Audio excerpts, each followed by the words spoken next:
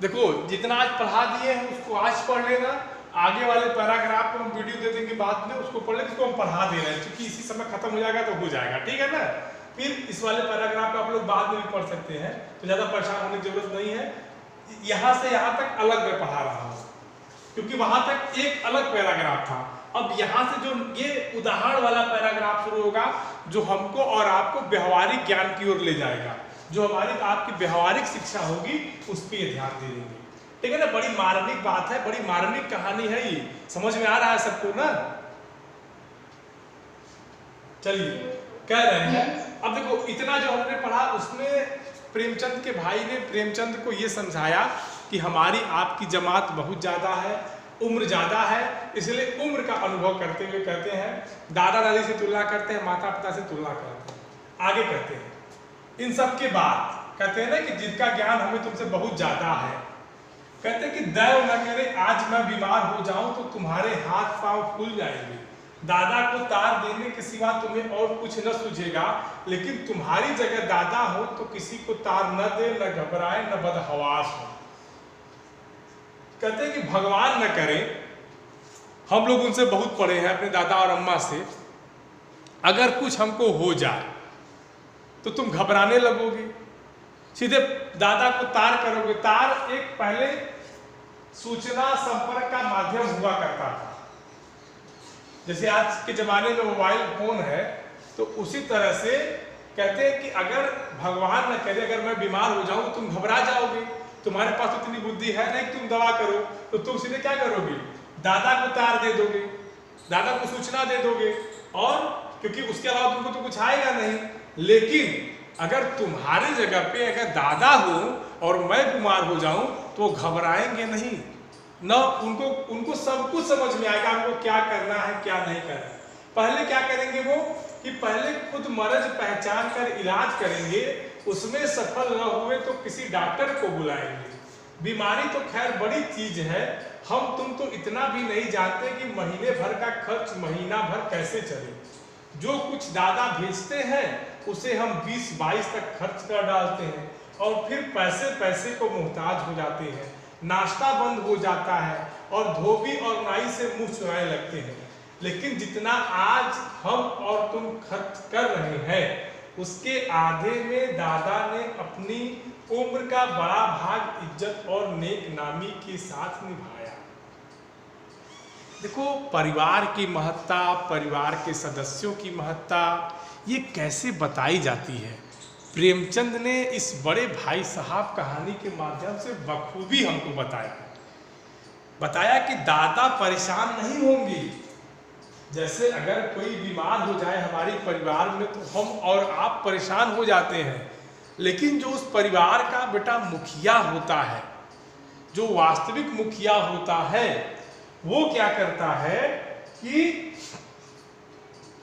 वो क्या करता है जानते हो, वो परेशान नहीं होता, वो सीधे सीधे क्या करता है, इंतजाम करता है।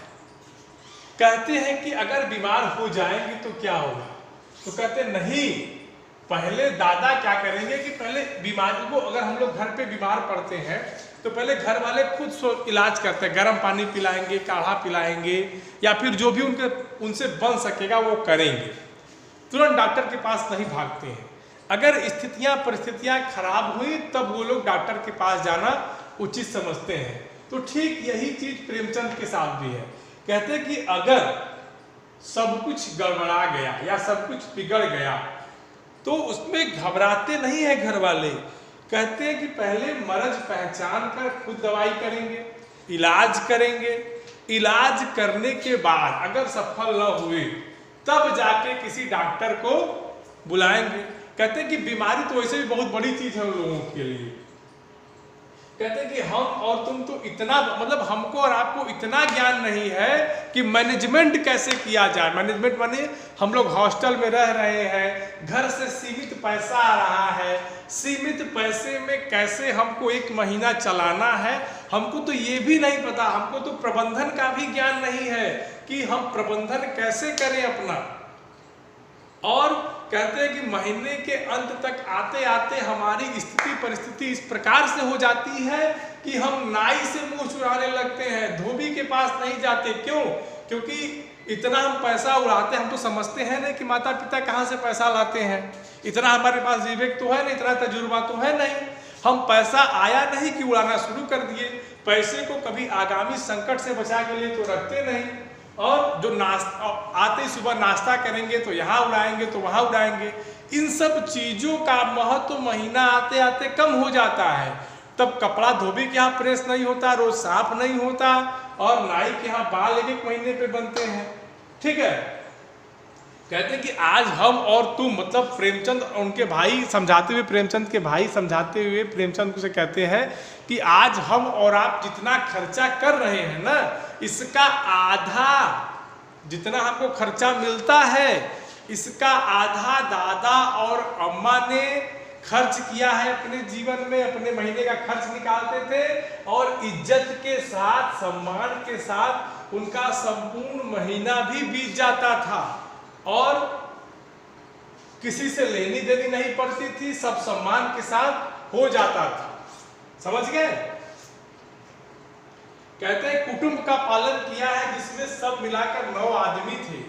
अपने हेडमास्टर साहब को ही देखो, एमए है कि नहीं, और यहाँ के एमए नहीं, ऑक्सफोर्ड की 1000 रुपए पाते हैं, लेकिन उनके घर का इंतजाम कौन करता है? उनकी बूढ़ी माँ।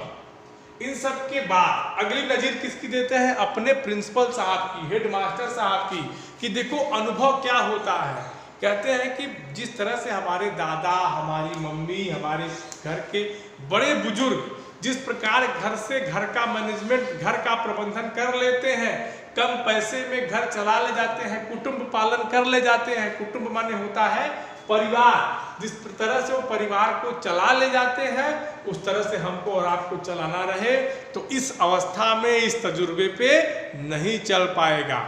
और अगली नजीर देते हैं कि अपने स्कूल के हेडमास्टर साहब को देखो, एमए है, मास्टर ऑफ आर्ट, परास्नातक है, और वो भी भारत के पढ़े हुए नहीं है, लंदन का विश्वविद्यालय है, कौन सा? ऑक्सफोर्ड।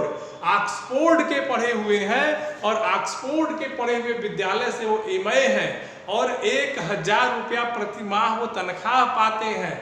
लेकिन उम्र का तजुर्बा इस कदर हावी है बच्चों कि उनके घर का प्रबंधन, मैनेजमेंट कौन देखता है? उनके घर की बूढ़ी माँ देखती है। क्यों? क्योंकि उस बूढ़ी माँ को पता है कि घर में कैसे मैनेज किया जाता है। कहते हैं कि हेडमास्टर साहब की डिग्री यहाँ बेकार हो गई। पहले खुद घर का इंतजाम करते थे, खर्च पूरा न पड़ता था, कर्जदार रहते थे। जब से उनकी माता जी ने प्रबंधन अपने हाथ में ले लिया है, जैसे घर में लक्ष्मी आ गई है। कहते हैं कि हेडमास्टर साहब की डिग्री एमए की थी और पहले अपने आप को बुद्धिमान समझते थे और अपने घर का संपूर्ण खर्च वो क्या करते थे? खुद चलाते थे। लेकिन चूंकि अब अनुभव तो उतना है नहीं, केवल पैसा है, तो केवल पैसे से जिंदगी तो जी नहीं जा सकती है। ठीक है, आपको भौतिक साधन, भौतिक सुविधाएं जरूर मिल जाएंगी, लेकिन क्या भौतिक साधनों से, भौतिक सुख सुविधाओं से आपके परिवार की समरसता बनी रहेगी? कतई नहीं। कहते हैं कि उसके बाद जब हेडमास्टर साहब अपने गृह प्रबंधन के इंतजाम में फेल हो गए, जब गृह प्रबंधन के इंतजाम में फेल हो गए बच्चा, तब क्या होता है? तो घर की जिम्मेदारी, घर के मैनेजमेंट की जिम्मेदारी कौन लेता है? उनकी जो बूढ़ी माँ होती है। तो इस तरह से तो हेडमास्टर साहब की डिग्री बेकार हो गई, क्योंकि एमए पढ़े हैं, उनकी बूढ़ी माँ तो एमए है नहीं। लेकिन उस बूढ़ी माँ के पास इतना तजुर्बा है, इतना तजुर्बा है, इतना अनुभव है कि घर को कुशल गृहिणी की तरह कैसे चलाया जाता है, उस चीज को यहाँ करते हैं। कहते हैं कि उस समय जब हेडमास्टर साहब अपने घर का खर्चा चलाते थे तब वो कर्जदार रहते थे। लेकिन अब परिस्थिति क्या है कि जब हेडमास्टर साहब ने अब घर की कमान दे दी है दादी माँ को, तब से लगता है घर में लक्ष्मी आ गई है, क्योंकि दादी माँ को पता है कि चीजों को कैसे मैनेज किया जाए और चीजें कैसे मैनेज होंगी। कहते हैं कि तो भाईजान यह गरूर दिल से निकाल डालो कि तुम मेरे समीप आ गए हो और अब स्वतंत्र हो।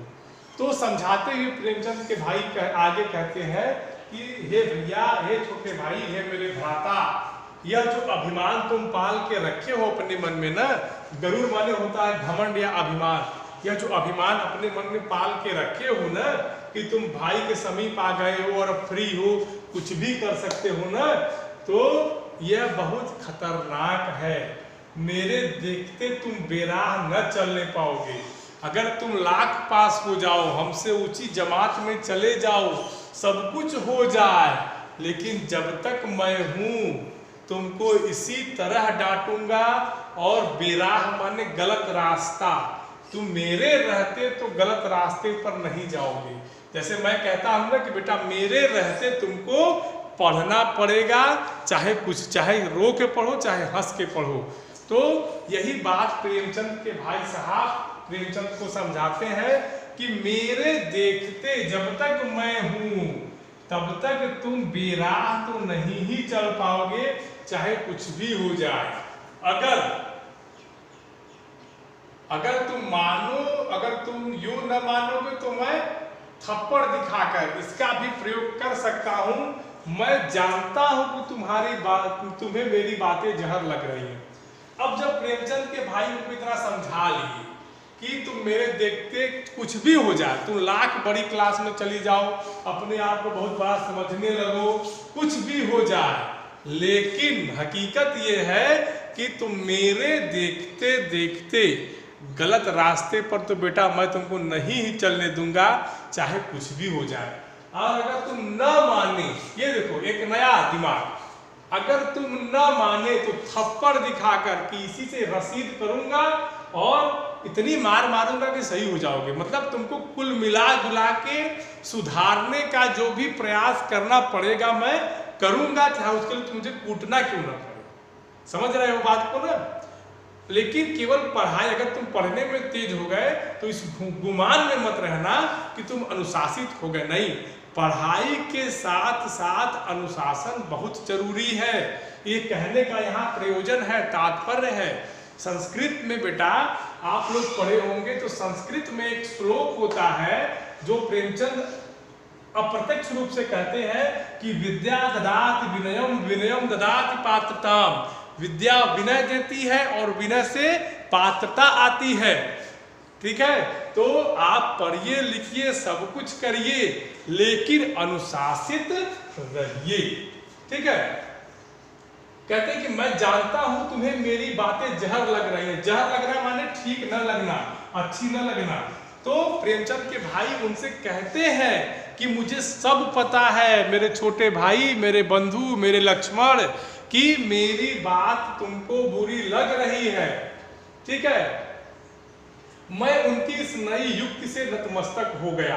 मुझे आज सचमुच अपनी लघुता का अनुभव हुआ और बड़े भाई साहब के प्रति मेरे मन में श्रद्धा उत्पन्न हुई। अब जब प्रेमचंद अपने भाई से इस नए विचारों को सुनते हैं, इस नए शब्दकोश को सुनते हैं, इस नई नई भावनाओं को सुनते हैं, उनका दिल एकदम अपने भाई साहब के प्रति नतमस्तक हो जाता है।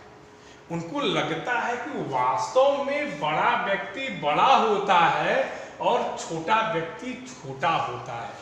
केवल किताबें पढ़ लेने मात्र से अगर कोई बड़ा होने लगे तो क्या व्यवहारिक जीवन का, जीवन के अनुभव का कोई महत्व रह जाएगा? बिल्कुल नहीं रह जाएगा। तो कहते कि इन सब बातों को सुनने के बाद मेरे मन में भाई साहब के प्रति असीम श्रद्धा, मतलब अब जब मैं भाई साहब को ये समझता था कि व्यर्थ का उपदेश दे रहे हैं, ये कर रहे हैं, वो कर रहे हैं, उन सबको सुनने के बाद आज मुझे सचमुच यह लगा कि भैया जो कह रहा है वो 100% सत्य कह रहा है। ठीक, और भाई साहब के प्रति मेरे मन में श्रद्धा उत्पन्न हुई। मैंने सजल आंखों से कहा, हरगिज नहीं, आप जो कुछ फरमा रहे हैं वह बिल्कुल सच है और आपको उसके कहने का अधिकार है। जब इतना बात प्रेमचंद अपने भाई साहब से सुनते हैं और अपने भाई साहब की 4 बात सुनने के बाद जब प्रेमचंद को लगता है कि नहीं भैया जो कह रहे हैं वास्तव में यही जीवन की वास्तविकता है, तो वो रोने लगते हैं और रोने सजल आंखों माने आंखों में आंसू भर के तो कहते हैं कि भैया नहीं, बिल्कुल हरगिज नहीं, आप जो कह रहे हैं वो वास्तविक सत्य है, परम सत्य है, मैं उसको मानूंगा और आप मेरे बड़े भ्राता हैं, आपको सब कुछ कहने का अधिकार है। अगर आप जो कुछ भी कहेंगे भैया वो मेरी भलाई के लिए ही कहेंगे, इसमें कोई दो राय नहीं है। भाई साहब ने मुझे गले से लगा लिया और बोले, मैं कनकौवे उड़ाने को मना नहीं करता, मेरा भी जी ललचाता है, लेकिन करूं क्या, खुद बेराह चलूं तो तुम्हारी रक्षा कैसे करूं, यह कर्तव्य भी तो मेरे सिर है।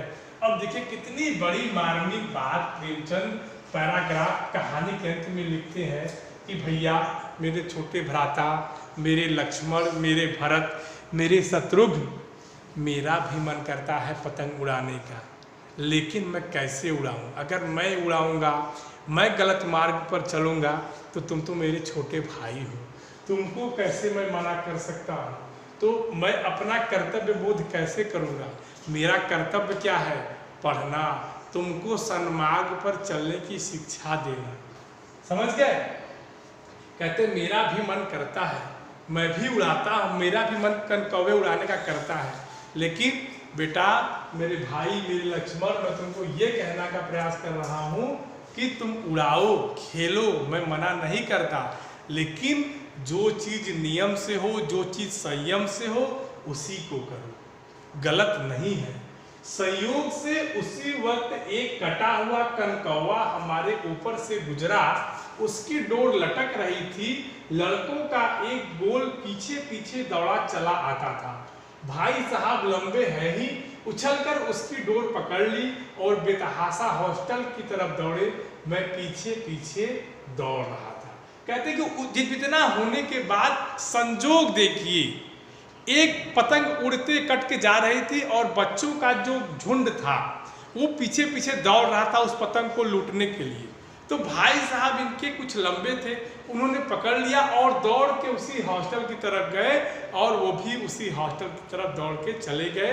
तो इस तरह से एक मार्मिक कहानी में यही शिक्षा दी गई है कि हमें अपने बड़ों का सम्मान करना चाहिए और उनके द्वारा बताए गए अनुभवों को हमें सीखना और लेना चाहिए। तो ये बेटा कहानी समाप्त हो गई है। इसका क्वेश्चन आंसर हम आपको दे देंगे आज और कल के अंदर, किसी दिन आप लोग लिख लीजिएगा। अब एक बार आप बता दीजिए जिसको जहां दिक्कत हो प्रेमचंद की इस बड़े भाई साहब कहानी में, जो भी शब्द, जो भी पैराग्राफ न समझ में आया उस एक शब्द का अर्थ पूछ सकते हैं। ठीक है बेटा, हाँ तुरंत बताओ, डाउट है तुरंत बताओ।